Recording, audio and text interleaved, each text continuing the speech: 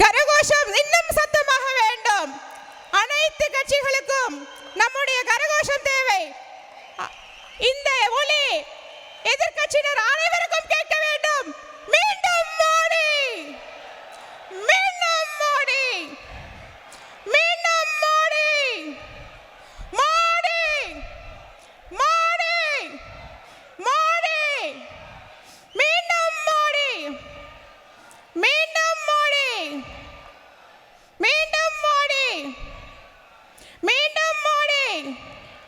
பாரத் மாதா கி, பாரத் மாதா கி. செய்திகளை உடனுக்குடன் தெரிந்து கொள்ள உடனே சப்ஸ்கிரைப் பண்ணுங்க.